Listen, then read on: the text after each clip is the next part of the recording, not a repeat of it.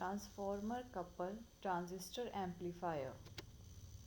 Transformer couple transistor amplifier में हम to transformers का यूज़ करते हैं जो कि हमारे सिग्नल को एम्पलीफाई करते हैं।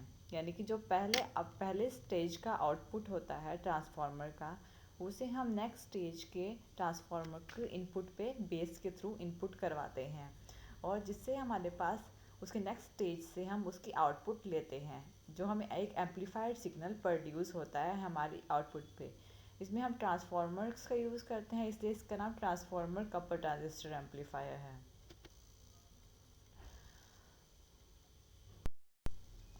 अगर हम इसकी कंस्ट्रक्शन देखें तो जब हम अपनी वीसीसी सप्लाई करते हैं, वीसीसी जब हम सप्लाई करते हैं, ये हमारी फर्स्ट स्टेज है जिसमें हमारा ये ट्रांसफार्मर है जो कि हमारा कपल करता है नेक्स्ट ट्रांसफार्मर को, नेक्स्ट स्टेज के ट्रांसफार्मर को।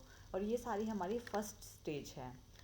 R1 R2 हमारे बायसिंग का काम करते हैं, वोल्टेज को बायसिंग प्रोवाइड करते हैं। एमीटर रेजिस्टर जो कि एमीटर के साथ कंबाइन है, ये हमारे स्टेज को स्टेबिलिटी प्रोवाइड करता है। सी इन कैपेसिटर इन, जो ये हमारा कैपेसिटर इनपुट पे यूज़ हुआ है, ये हमारे एसी सिग्नल को अलाउ करता है फ्लो करने में। और जो हमारा एमीटर कैपेसिटर है, ये जो CE जो कि हमारे एमीटर रजिस्टर के साथ पैरेलल में कंबाइन है, ये कैपेसिटर हमारा लो पास रिएक्टेंस प्रोवाइड करता है सिग्नल को और एक नेसेसरी बायसिंग प्रोवाइड करता है और हमारे सर्किट को स्टेबिलिटी भी प्रोवाइड करता है। और इसमें हम कपलिंग कैपेसिटर का यूज़ नहीं करते क्योंकि इसमें हम ट्रांसफार्मर का यूज़ कर रहे हैं जो कि हमारे नेक्स्ट स्टेज के ट्रांसफार्मर को कपल करेगा। जो हमारे इस स्टेज की आउटपुट आती है, जब हम इसके थ्रू आउटपुट आते हैं, यहाँ पे जो हमारी फर्स्ट स्टेज की आउटपुट आती है, इसको हम अपने नेक्स्ट स्टेज की ट्रांजिस्टर में यानी TR2 में सेंड करते हैं उसके बेस के थ्रू। और फिर हम जो हमारा नेक्स्ट ट्रांसफार्मर है, इसके थ्रू हम अपनी वोल्टेज आउटपुट लेते हैं। यहाँ पे हम कोई भी स्पीकर लगा सकते हैं जो कि हमारे साउंड प्रोड्यूस कर, जो हमारे एम्पलीफाइड सिग्नल प्रोड्यूस करता है। ये हमारा ट्रांसफार्मर कपल ट्रांजिस्टर एम्पलीफायर है।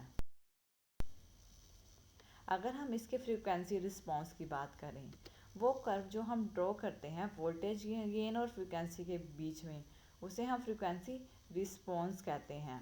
फ्रीक्वेंसी किसी भी जो ट्रांसफार्मर का फ्रीक्वेंसी रिस्पांस होता है, जो ट्रांसफार्मर कपल ट्रांजिस्टर एम्पलीफायर में, ये लो होता है।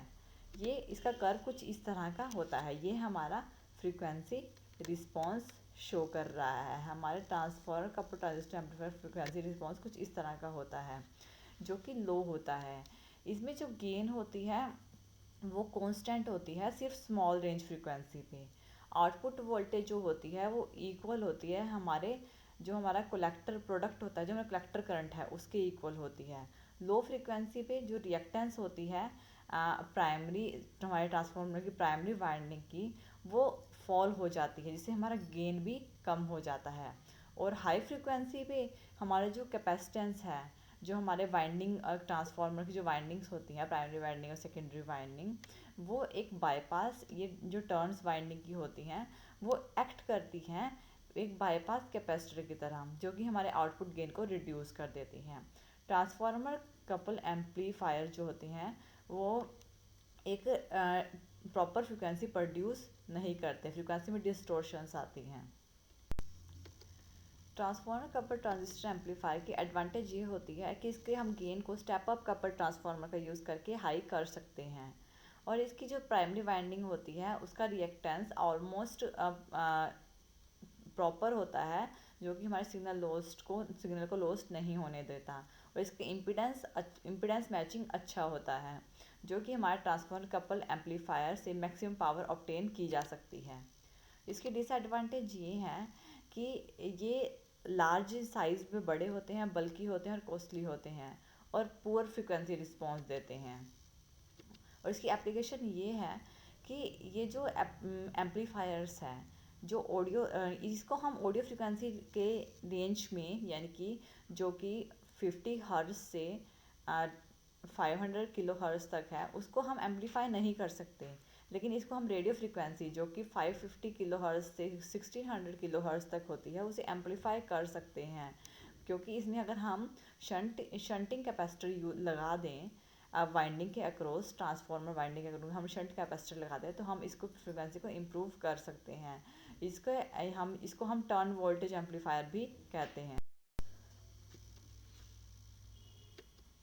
अगर हम अपने ट्रांसफार्मर कपल ट्रांजिस्टर एम्पलीफायर की कैलकुलेशन देखें इम्पीडेंस मैचिंग की, RL हमारा लोड रेजिस्टेंस होता है आउटपुट पे, NP हमारी प्राइमरी टर्न्स होती हैं ट्रांसफार्मर की, NS हमारी सेकेंडरी टर्न्स होती हैं ट्रांसफार्मर की।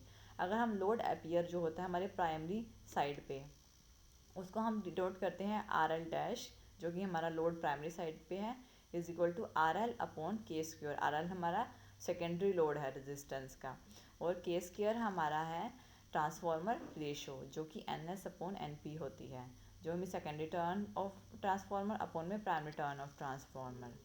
इसको हम ऐसे लिख सकते हैं, यानी कि हमने के स्क्वायर की वैल्यू जो हमारे पास आई है इसको हम के में पुट कर देंगे तो हमारे पास आएगा RL अपॉन ब्रैकेट में NS अपॉन NP स्क्वायर। अब हमारे पास अगर इसको हम ऐसे भी लिख सकते हैं, इसको हम ऊपर ले गए अपने NS अपॉन NP को, तो हमारे पास आएगा NP upon NS square RL। ये हमारा इम्पीडेंस मैचिंग का फॉर्मूला है, ये हमारा बेस है, ये मीटर है, ये हमारा कलेक्टर है। NP हमारी प्राइमरी टर्न्स ट्रांसफार्मर है, NS हमारी सेकेंडरी टर्न्स ट्रांसफार्मर है, और RL हमारा लोड रजिस्टर है, और इसके थ्रू हम अपनी इम्पीडेंस मैचिंग कर सकते हैं हमारे सर्किट की। और यह है हमारा transformer couple transistor amplifier. Thank you.